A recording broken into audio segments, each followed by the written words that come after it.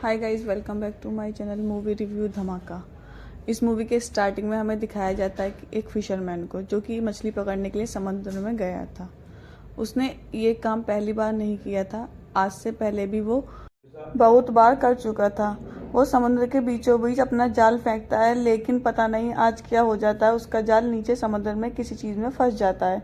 इसी चीज़ को चेक करने के लिए जब वो पानी में उतरता है तो कभी ऊपर नहीं आ पाता, क्योंकि बहुत बड़े मछलियों के झुंड ने उसको घेर लिया था। दूसरे सीन में हम देखते हैं जर्मनी में चार्ली, जो कि एक लाइट हाउस में बैठी हुई है।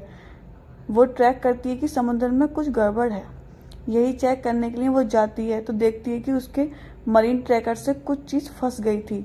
अब नेक्स्ट सीन में हम देखते हैं कि कनाडा में लिली को, जो कि वेल फिश पे रिसर्च करता था, समुद्र किनारे एक वेल फिश मर गई थी, कुछ जख्मी हो गई थी, इससे देखने आया था। एक लोकल फिशरमैन के हिसाब से इसने उन पर अटैक किया था और अपने बचाव में उन लोगों से वेल घायल हो गई। और फिर यहाँ पे जर्मनी में चार्ली एक नया मरीन ट्रैकर लगा रही थी, जिससे कि वह मरीन ओशन में रहने वाले सभी जानवर पर नज़र रख सके और उनकी जानकारी ले सके। यहाँ पर दूसरी तरफ लियोन वेल्स के बिहेवियर में कुछ अब नॉर्मल फील करता है। अपनी दोस्त को बताता है, जो कि एक टूरिस्ट गाइड थी। वो लोगों को टूरिस्ट को समुद्र में ले जाती थी, लेकिन यहाँ पर बहुत देर हो चुकी थी क्योंकि टूरिस्ट वाली बोट समुद्र में जा चुकी थी। उनको बचाने के लिए लियोन भी निकल चुका था समंदर में। उनको बताने के लिए यहाँ पर वेल्स के जम को टूरिस्ट बहुत इंजॉय कर रहे थे, लेकिन यहाँ अचानक ही क्या होता है कि वेल एक बोट पर अटैक करती है, उस बोट के दो हिस्से कर देती है। लियोन सबको ये सब बात पहले बताना चाहती थी, इसलिए सबको रेस्क्यू करने के लिए लियोन उनकी तरफ बहुत तेज से बढ़ती है, लेकिन दूसरों को बचाने के चक्कर में वो अपनी दोस्त को नहीं बचा पाती है। अब यहाँ पर हमारा सीन चेंज होता है और हमें दिखाया जाता है एक फ्रेंच रेस्टोरेंट, जहाँ पे एक मास्टर शेफ क्रैब बना रहा होता है। वो क्रैब बनाने में बहुत मेहनत कर रहा था, लेकिन अचानक ही क्रैब से बहुत वाइट लिक्विड निकल के उसके मुंह पर पड़ जाता है। सब लोगों को बहुत अजीब लगता था, लेकिन उसको कुछ नहीं हुआ था, इसलिए वो काम करता रहता है। शाम हो चुकी थी और उसकी हालत बहुत बिगड़ने लगी थी और यहाँ तक कि उसकी डेथ हो गई और अगले ही 2 मिनट और शेफ की हालत बहुत बुरी हो जाती है और उनको आईसीयू ले जाया जाता है। अब इस बारे में रिसर्च स्टार्ट कर दी जाती थी कि आखिरकार ये हुआ क्या। साइंटिस्ट एक शिप की मदद से समंदर की सतह से कुछ सैंपल लेकर आते हैं और वो सैंपल थे आइस फॉर्म के। ऐसे कीड़े जो बर्फ में रहते थे, वो कीड़े बाकी कीड़ों से अलग थे, उनके जोते और वो बाकी नॉर्मल कीड़ों से अधिक बच्चे प्रोड्यूस करने की एबिलिटी रखते थे। यहाँ पर दूसरी तरफ हम देखते हैं कि एक फिशरमैन लियोन पुलिस को बताता है कि उसने भी उस शिप वाले हादसे को देखा था और ये पहला हादसा नहीं था। इससे पहले भी वेल्स काफ़ी शिप पर अटैक, बोट्स पर अटैक कर चुकी थी। और यहाँ पर जब लियोन वहाँ से बाहर निकलता है तो देखता है उस शिप को जिसको सैंपल के लिए भेजा गया था ओशन में। वो देखता है कि शिप के निचले हिस्से में कुछ अजीब सी चीज़ें थीं जो कि पहले कभी नोटिस नहीं की गई। वो इन सब चीज़ों को लैब में भेज देता है चेक करने के लिए और यहाँ पे एक नई शिप को हम देखते हैं जो कि एक सैंपलर को समुद्र की सतह तक उतार रही थी कि वो और सैंपल कलेक्ट कर सके, जिस पे आइस फॉर्म के बारे में वो लोग रिसर्च कर रहे थे, लेकिन ऐसा नहीं हो पाता।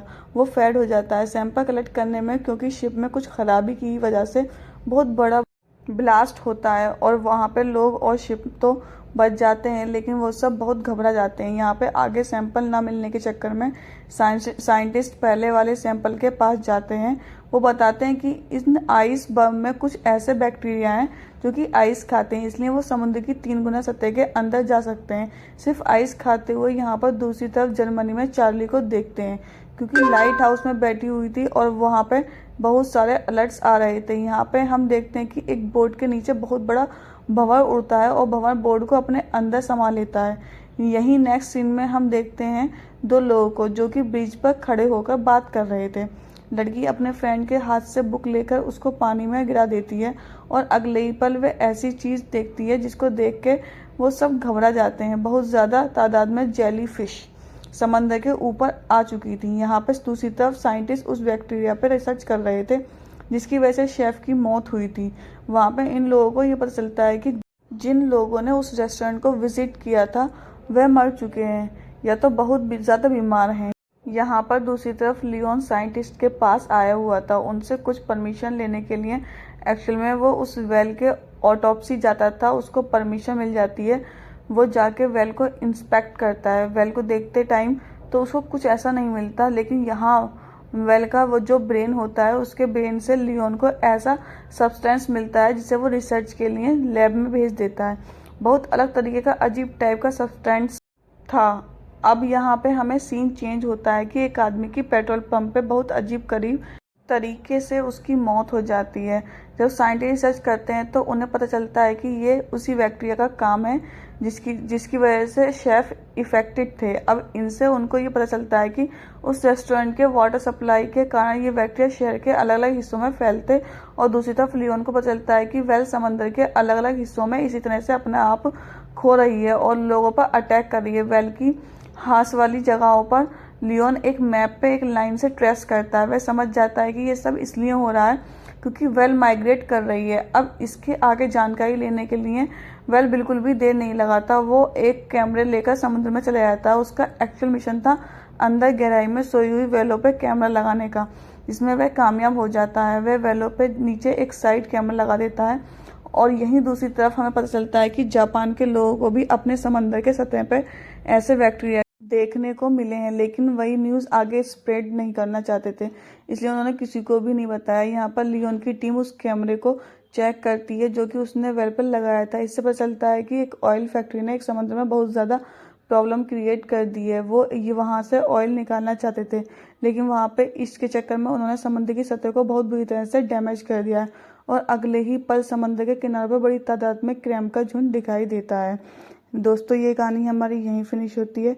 मिलते हैं नेक्स्ट वीडियो के साथ।